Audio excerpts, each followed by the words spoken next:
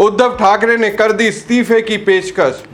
उद्धव ठाकरे पद छोड़ने को तैयार। उद्धव के जो बागी सांसद बगावत कर बीजेपी या फिर एकनाथ शिंदे की पार्टी में खुद का विलय करने की तैयारी में हैं, क्या वो अपने फैसले को पलटेंगे?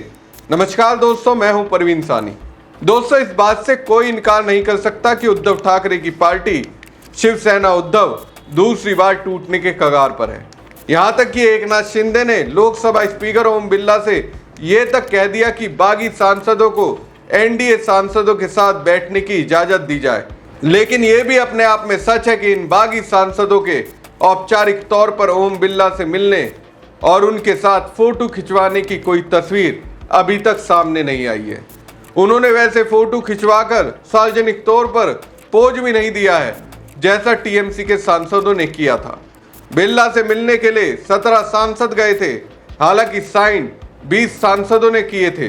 अब दोस्तों, मुझे जहां तक लगता है उद्धव ठाकरे के पास अभी भी स्पेस है, उनके पास वक्त है और इसी वक्त का भरपूर इस्तेमाल करते हुए उद्धव ठाकरे जबरदस्त तरीके से गरजे। उन्होंने कांग्रेस में विलय की अटकलों पर भी बात की। इसके अलावा उद्धव ठाकरे ने ये क्यों कहा कि बीजेपी वालों की दाढ़ी खुजलानी पड़ती है। आखिर किसकी दाढ़ी की बात हो रही है जिसे खुजलाने के बाद उद्धव ठाकरे बयान दे रहे हैं? सब कुछ आपको विस्तार से बताऊंगा। दोस्तों, 19 जून को शिवसेना ने अपना 60वां स्थापना दिवस मनाया। इसमें गौर करने वाली बात यह है कि एकनाथ शिंदे भी स्थापना दिवस मना रहे थे। इस मौके पर बड़ी संख्या में शिवसेना के कार्यकर्ता और नेता मौजूद रहे। यहाँ ये ध्यान देने वाली बात है कि उद्धव ठाकरे सार्वजनिक कार्यक्रमों में बहुत कम दिखाई देते हैं।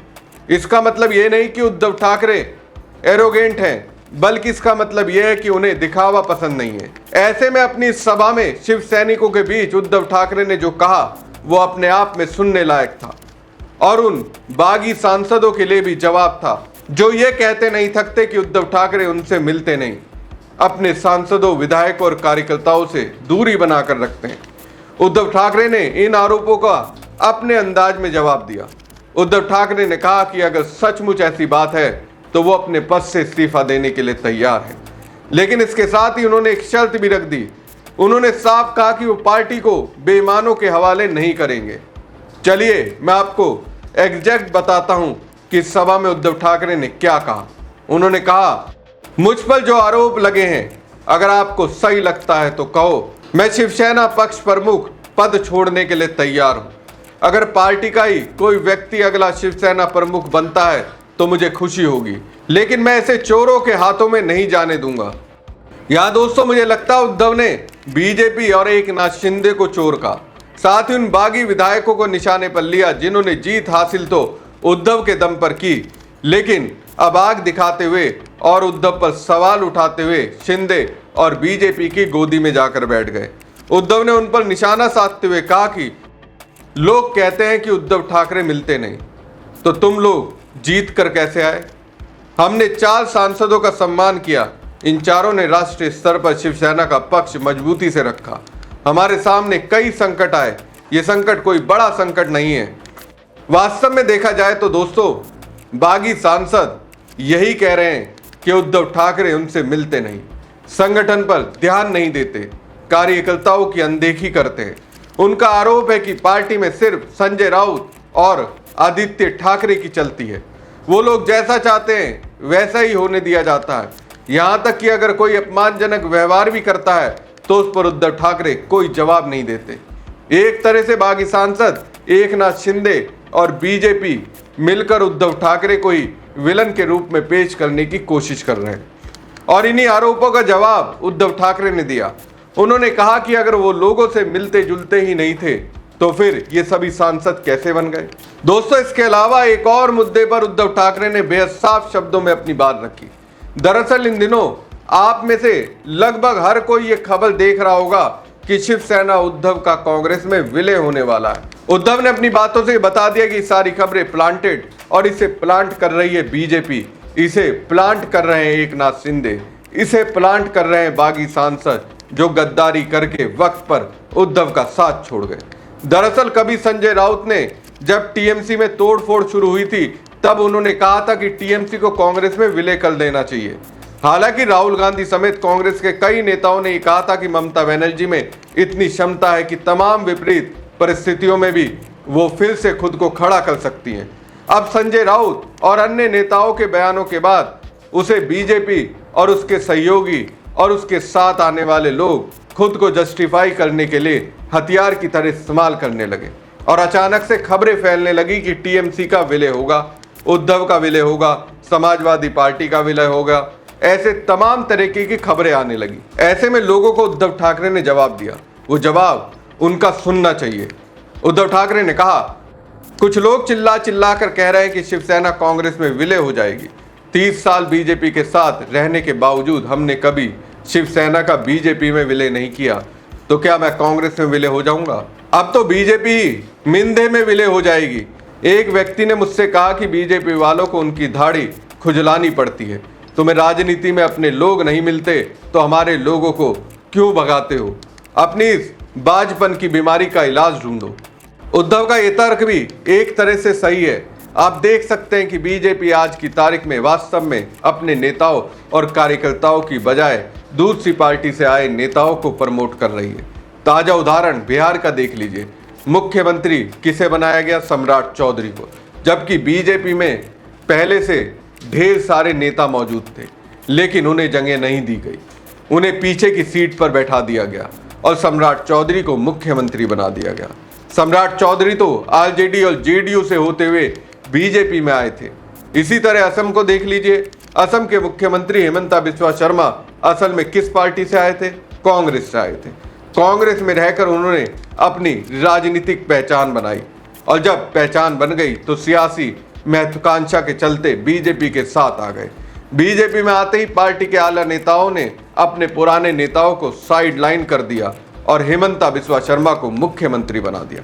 अब पश्चिम बंगाल को ही देख लीजिए। शुभेंदु अधिकारी टीएमसी में थे, बीजेपी ने उन्हें अपने साथ कर लिया और जब सफलता मिली तो बीजेपी ने अपने पुराने नेताओं को प्रमोट नहीं किया।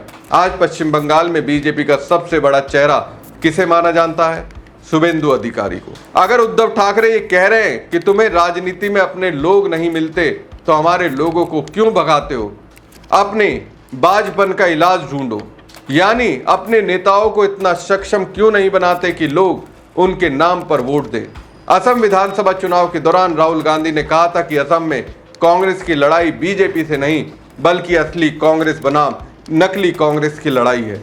सीधी सी बात उन्होंने कही थी और आज की तारीख में कुछ वैसा ही होता हुआ दिखाई देता है। देखिए, जो नेता दूसरी पार्टी से टूट कर आ रहे हैं, बाद में बीजेपी उन्हीं को प्रमोट कर देगी और अपने पुराने नेताओं और कार्यकर्ताओं को किनारे लगा देगी। देखा जाए तो बीजेपी के पास एक बड़ा नेटवर्क है, नरेंद्र मोदी का चेहरा है और अमित शाह की रणनीति है। लेकिन सवाल ये भी उठता है कि अगर मोदी को राष्ट्रीय स्तर पर करोड़ों लोग केवल उनके चेहरे के आधार पर स्वीकार करते हैं तो फिर दूसरी पार्टियों के नेताओं को तोड़ने की जरूरत क्यों पड़ती है? अगर अमित शाह की चुनावी रणनीति इतनी परफेक्ट है जिसकी वजह से उन्हें चाणक्य कहा जाता है, तो फिर लगातार तोड़फोड़ की राजनीति क्यों होती है? सीधी राजनीतिक लड़ाई लड़ी जाए, ये क्यों नहीं करते? लेकिन अभी क्या कर रहे हैं? दूसरी पार्टी के नेताओं को तोड़ना, उन्हें तरह तरह के दबाव या लालच दिखाकर अपनी ओर आकर्षित करना, इसे रणनीति कहना मुश्किल है। ये सत्ता का अहंकार है और ये तानाशाह की राजनीति भी है। जरा सोचिए, अगर किसी नेता को जनता ने सांसद या विधायक बनाया है तो उसके पीछे उस पार्टी का सिंबल, उस पार्टी की विचारधारा और उस पार्टी का बड़ा चेहरा भी होता है। अगर ऐसा नहीं होता तो हर जगह निर्दलीय सांसद और विधायक जीतते दिखाई देते। पार्टी का प्रभाव होता है तभी तो लोग पार्टी के साथ जुड़ते हैं। अपने दम पर बहुत कम लोग चुनाव जीत पाते हैं और बहुत कम नेता ऐसे होते हैं जो सीधे जनता के दिलों में जगह बना लेते हैं। ममता बनर्जी और उद्धव ठाकरे के नाम पर सांसद और विधायक जीत कर आए, लेकिन आज वही लोग किसे चुनौती दे रहे हैं? ममता बनर्जी और उद्धव ठाकरे को। हालांकि उद्धव ठाकरे ने भी साफ कह दिया है कि जो ये प्रचार किया जा रहा है कि शिवसेना का कांग्रेस में विलय हो जाएगा, ऐसा कुछ होने वाला नहीं है। हम लड़ेंगे और तुम्हें जवाब भी देंगे। विलय पर बात रखते हुए दोस्तों, मोदी और राहुल के बीच में क्या फर्क है, उद्धव ठाकरे ने वो भी बता दिया। उन्होंने कहा, मैं ये नहीं कहूंगा कि कांग्रेस ने हमें कभी परेशान नहीं किया। हमारा आधा राजनीतिक जीवन कांग्रेस के विरोध में बीता है, क्योंकि उस समय हम बीजेपी के साथ थे और बाला साहब ठाकरे उनके समर्थन में खड़े रहते थे। कांग्रेस ने हमारे लोगों को तोड़ा, लेकिन उन्होंने कभी मुख्यमंत्री नहीं बनाया। कांग्रेस ने हमें परेशान किया, लेकिन इतना नहीं किया। मातोश्री की और लालच भरी नजरों से नहीं देखा। कांग्रेस ने कम से कम अपने शब्द का सम्मान किया। दोस्तों, कुल मिलाकर इस पूरे भाषण में उद्धव ठाकरे कहीं भी दबाव में नहीं दिखाई दे रहे। जिन लोगों को लग रहा है कि बागी सांसदों की गतिविधियों से उद्धव ठाकरे घबरा जाएंगे, वो उल्टा और ज्यादा आक्रामक नजर आएंगे। उन्होंने साफ संदेश दे दिया कि पद उनके लिए बड़ा नहीं है, लेकिन शिवसेना की पहचान, बाले साहब ठाकरे की विरासत और पार्टी की अस्मिता सबसे बड़ी है। ध्यान दीजिए, उद्धव ठाकरे ने इस्तीफे की पेशकश भी की, लेकिन साथ ही ये भी कह दिया कि पार्टी को चोरों और बेईमानों के हवाले नहीं करेंगे। उन्होंने कांग्रेस में विलय की अटकलों को भी खारिज किया, बीजेपी पर भी पलटवार किया और बागी सांसदों को भी सीधी चुनौती दी। यानी एक ही मन से उन्होंने अपने विरोधियों के लगभग हर नैरेटिव का जवाब देने की कोशिश की। सबसे बड़ी बात यह है कि उद्धव ठाकरे ने खुद को पीड़ित नेता की तरह पेश नहीं किया। उन्होंने ये नहीं कहा कि मुझे बचा लो, मेरी कुर्सी बचा लो या मेरा पद बचा लो।